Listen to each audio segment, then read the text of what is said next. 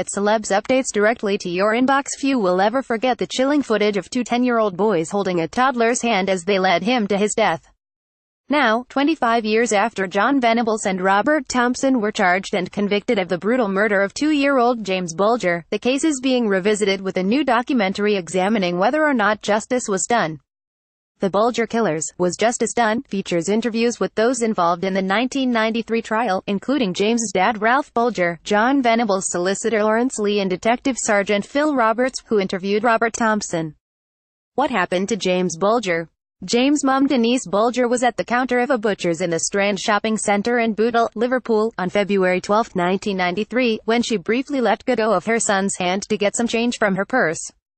When she turned around moments later, her son was gone. Grainy CCTV footage later showed the innocent toddler being led away by Venables and Thompson, who marched the little boy through the streets of Bootle for 2 miles, a walk that would have taken hours given his size. They passed 36 people, with one recalling how they urged the boys to take their little brother home because he was crying for his mummy. When they finally came to a disused railway track near the police station, the murderous duo tortured James, throwing stones and bricks at the baby, and kicking and stamping on him before finally dropping a heavy iron bar onto the defenseless tot. They hid his body under bricks so that the first train to come along cut his body in two, but he was already dead before this happened. A pathologist later said that there were so many injuries, 42 in total, that not one could be isolated as causing the little boy's fatal wound. Security launched a search for James inside the center, and James's family searched for their son overnight. 3 days later his body was found, and 3 days after that a tip-off came from a shopkeeper who had seen two boys playing truant on the day James went missing and gave police two names, Jon Venables and Robert Thompson. Neither gave evidence to the court but were found guilty after an officer told how Venables admitted the murder, saying, "We did it. Will you tell his mum I'm sorry?" Why was the trial controversial? The pair was tried for the abduction and murder of James as adults owing to the fact they were over 10, which is legally deemed to be the age of criminal responsibility. A police officer remembered Venables being so small that his legs didn't touch the floor as he sat in the custody office after his arrest. The base of the dock floor at Preston Crown Court had to be raised 18 inches so each boy could see over it.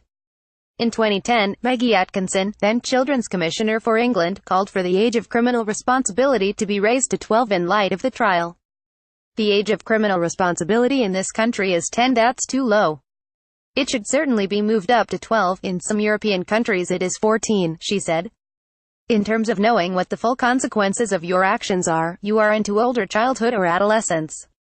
Youngsters are usually tried in a youth court. Thompson and Venables were tried in an adult court.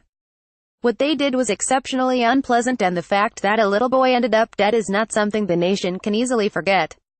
But they shouldn't have been tried in an adult court because they were still children. Children accused of a crime are usually granted anonymity, but at the end of the trial the judge allowed both to be named, because the public interest overrode the interest of the defendants. In 1999, the European Court of Human Rights ruled that the pair did not receive a fair trial, and awarded costs and expenses of £29,000 to Jon Venables and £15,000 to Robert Thompson.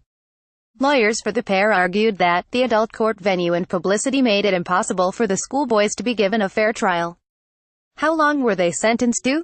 The pair was ordered to be detained at Her Majesty's pleasure, meaning indefinitely, but in 2001, a 6-month review by the parole board found they were no longer a threat to public safety, and they were released on life license, after serving just 8 years.